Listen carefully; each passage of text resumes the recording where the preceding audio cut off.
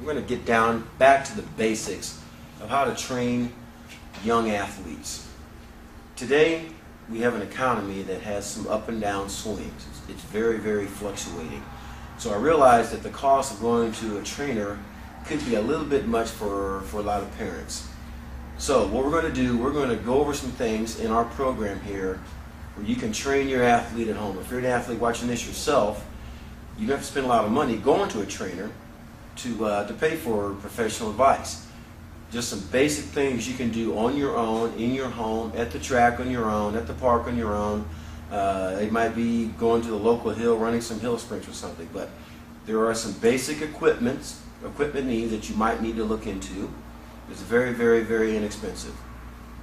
We offer 3 different levels of this program: advanced, intermediate, and intro level.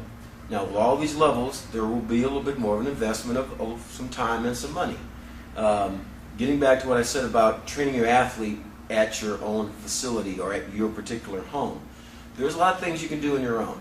Just basic body weight exercises, loading by using weight vests, medicine balls. You can use sledgehammers. There's a lot of things you can use that don't cost a lot of money, but are very nominal in cost, that you can go to your local, sometimes even your hardware store to do. And it's very, very inexpensive. So I hope you enjoy this program. With this program, we're also going to show you the proper mechanics of how to run, of how, not necessarily to lift weights, but how to manage your body weight in space, how to lunge, how to squat, how to bend, how to twist. I've been training athletes for 30 years as a strength coach and also now in private business for myself. And what I have found is that there are so many times athletes have come to me and their balance is not right, their stability is not right, just the way they manage themselves with space, their technique, their mechanics, their posture, it's all off kilter. We need to reassess these things in our society. Now, a lot of it's due to the fact that kids sit around in school for 8 hours a day and they just kind of sit there and their postures are not very good. And they go home and they get on the computer and they play computer games or video games. I can just tell you this right now. The human body was not meant to be immobile. We need to be more mobile in our lifestyle. I'm not opposed to kids having fun, playing some video games, but get them off the couch. Get them outside moving around. Go outside with them, play with them, throw a ball to them. Have them climb a tree, have them climb a rope. Have them just lunge. Learn how to squat and pick up a ground ball and throw it back to you as a dad or a mom. Just learning how to squat, how to bend, how to lunge, how to twist, and how just to manage yourself in space. Working on the 4 components of athletic performance I've talked about before: strength, balance, mobility, and timing. If you master those things in conjunction with how to master your body weight in space, you have gone a long ways as an athlete. Now, from there, once you've accomplished these basic attributes, these basic areas, now we graduate up to using weights, dumbbells, barbells, those types of things. But in order to get to that level, you've got to master using your own body weight. And lunging is probably one of the most important things you can do. And I'll just simply demonstrate real quick here. A simple lunge is this: lunging and pushing back. Lunging and pushing back. Now, a backward lunge. Backward lunge. Backward lunge. And what you're going to find with some kids is that they have a hard time lunging. You put just a little 10-pound weight in their hands, and here's what you'll see a lot of times. You'll see a lot of unbalanced side-to-side motion, especially on the backward lunge. It's because backward lunge takes more balance. So they're lunging backwards, and they're like this. They cannot keep their balance because they're going east and west too much. If you see that with your young athlete, there's an imbalance there. There's some sort of muscle imbalance. There's some sort of flexibility imbalance there. Some areas need to be addressed. We're going to help you as a parent or you as an athlete fine-tune some of these biomechanical issues. This is called a jump rope.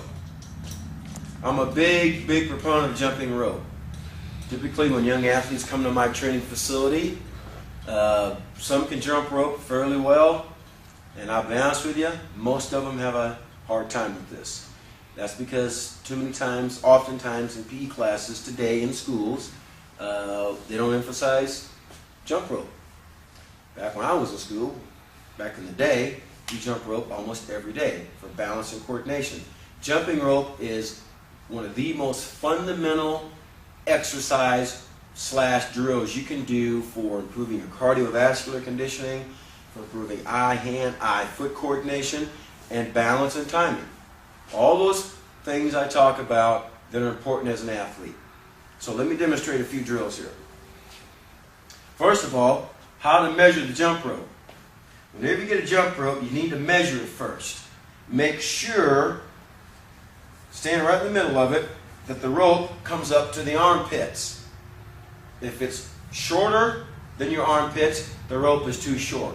If it's longer than the armpits, the rope is too long.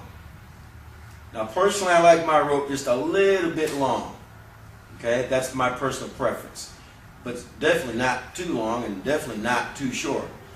So, having said that, I'm just going to execute a basic turning of the jump rope. Now, when you're jumping rope, you want the athlete always to be on the balls of the feet. Never land flat-footed. You want to emulate or simulate what they do as an athlete while they're competing. In most sports, power sports, you got to run on the balls of your feet. You have to land on the balls of your feet. You have to start and go on the balls of your feet. So don't practice being flat-footed. If you practice being flat-footed, you will play flat-footed and you will not move as fast. Notice I'm on the balls of my feet. My hands are relaxed. I'm not excessively turning my arms like this. Keep your wrists relaxed. Now I'm just going to go side to side. Notice I'm on the balls of my feet. I'm going to turn around for you.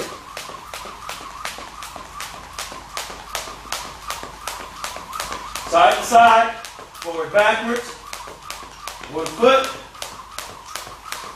Always on the balls of the feet. Split jumps. And this is more of a timing exercise. Now that's just a few drills that you can do.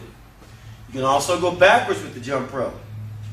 Now backwards takes a little bit more timing.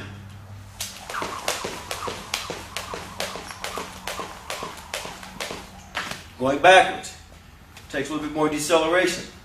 So, jump a rope every day, 5-6 minutes a day.